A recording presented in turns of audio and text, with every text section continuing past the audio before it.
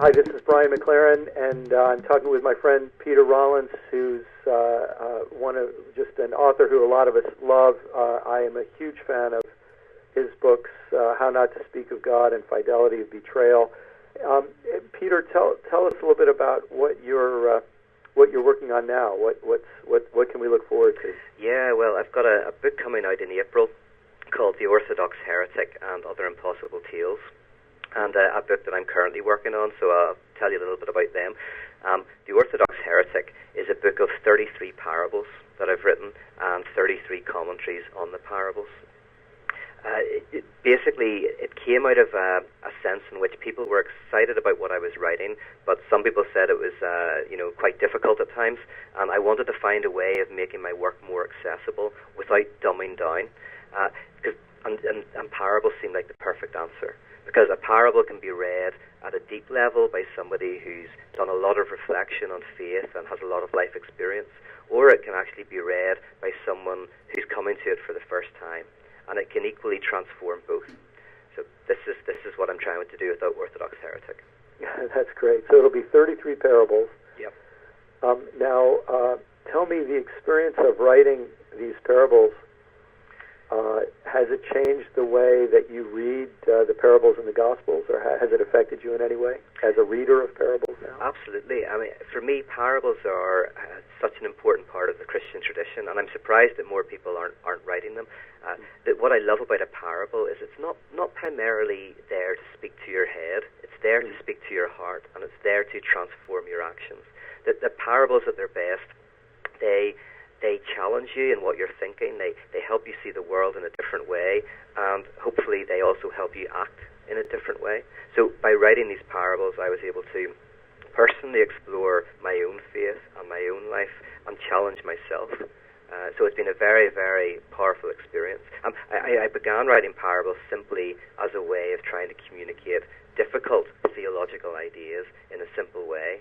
And I found actually when I speak places, it's the parables that people remember, not the little bits of speaking between the parables. You know, that's my background. Before I became a pastor and author, I was a college English teacher, and obviously my interest was fiction. And it really is fascinating to think about how fiction can be so much more truthful than what we often call nonfiction. Yes, absolutely. If you want to know the truth, read fiction, read myth. It can speak in such a deeper way. You know, people say if you want lies, speak to politicians. If you want the truth, speak to musicians, because politicians tell lies by speaking the truth, and musicians tell the truth by singing about lies. That's tremendous. That's tremendous. And the other book that I'm working on, I'm very excited about, is a book that's really a call to arms for people. It's a book that seeks to say to people, the point is not that you know what to do. The point is that you should do something. I want to encourage people to set up new groups, hire-out bars or cafes or art museums, experiment and innovate with the Christian tradition. Because what I'm concerned about is people often say that we should try to fulfill our dreams. And I actually think this is a problem, because our dreams are always idealized versions of our values. Just like a fairy tale is the idealized representation of society's values. You know, poor people becoming rich or powerless people becoming powerful.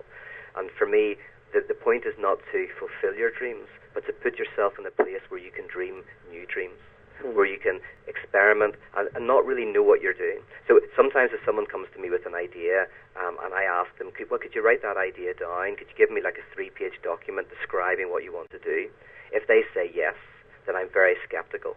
If they say no, I couldn't do that, then I go, well, that's the very thing I want you to do. Because if this is truly radical, then of course you're not going to be able to describe it at the moment, because it steps outside of what you currently know. And so the book is really a challenge for people to try and do that. And I'll be using examples from Icon, my own faith collective, as an example of me not knowing what I was doing and yet doing something. Hey, Peter, let me ask you one other question. Yep.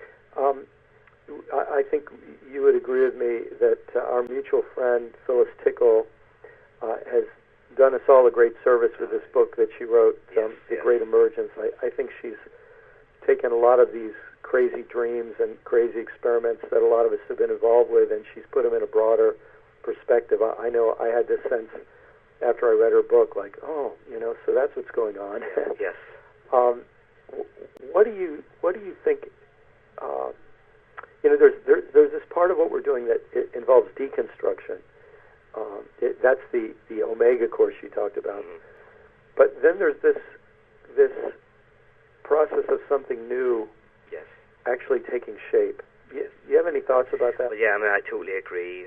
Phyllis Tickle has just given us a wonderful gift with her books and with her writing and with her speaking. And it's lovely because, a lot of us are just kind of in the dark playing around, and what she has done is she's been able to reflect on what's happening and kind of give a broader perspective. So I agree. Where we're at and where I'm at is with Icon is the idea that it's Sunday but Monday's coming. And what I mean by that is Sunday's the day of the revolution. Sunday's the day when everything is transformed, when Christ is risen. But Monday's the day after the revolution. And Monday's the day when we have to ask, well, how do we celebrate marriage together? How do we mark death and divorce? How do we mark the birth of a new child? And this is what I think where we are all challenged, is how, instead of just kind of clearing the ground and critiquing, now we have to build something. We have to move forward together. We have to find a way of doing life together. Now, there's a couple of things that I think are coming out. One, I think, is that communities within the emerging tradition are celebrating what I call suspended space. And suspended space for me is a place where there's neither Jew nor Greek, slave nor free, male nor female, Republican nor Democrat, rich nor poor, male nor female, that we're all one. And what I mean by that is you can't really forget that you're a guy or a girl or Republican or Democrat. But in these emerging collectives, they're saying, well, when we enter this space, just for 1 hour, we theatrically perform the end time. We step out of historical time and we encounter each other beyond our political and religious ideologies. Not because they're not important, not because they're not vital, but because we need one place in our week where we get beyond that and we encounter each other. Emmanuel Levinas, the philosopher, once said, if you see the color of someone's eyes, you are not relating to them. And what he meant by that is that if I see the color of your eyes, I'm not really listening to you. If I see your hair and what you're wearing. But if we get into a really good conversation, I don't see the color of your eyes anymore. You're not invisible, but somehow I've moved beyond that to an eye-thou encounter. And for me, suspended space is attempting to get beyond the color of each other's eyes just for 1 hour so that we can encounter each other at a deeper level. And this is what I think Phyllis Tickle understands. It makes me think of that little phrase that comes up a bunch of times in the New Testament, greet one another with a holy kiss. And of course, in Roman culture that was so oriented around class, it was very much a caste system. That here in this space, we kiss each other. We ignore all of those caste issues from outside, and we accept it. Absolutely, and then once we leave that space, we take up our Republican or Democrat positions and we fight and we argue, but because we've had that space, because we've had that holy kiss, the fight is less vitriolic. The fight is more respectful. The fight it doesn't divide us. It brings out our differences, but it doesn't divide. What a miracle that is. That's beautifully said. Well, Peter, anything else you want to talk about before we call it a day? Oh no, that was wonderful. That was great. Thanks very much for doing this. I really appreciate having a chat with you. I'm looking forward to. Are you going to be in Memphis? I wish I could. I will be over on your side of the Atlantic while you're gathered there. So I'm sorry I'm going to miss that. My only regret about your trip is that you and I were never at the same place at the same time. But I'm glad we got to have this conversation. Keep up the good work. I'll look forward to next time we're together, and we'll be in each other's presence and have no idea what color each other's eyes are. Wow. Thank you, Brian. Thank you. Thanks. Bye-bye.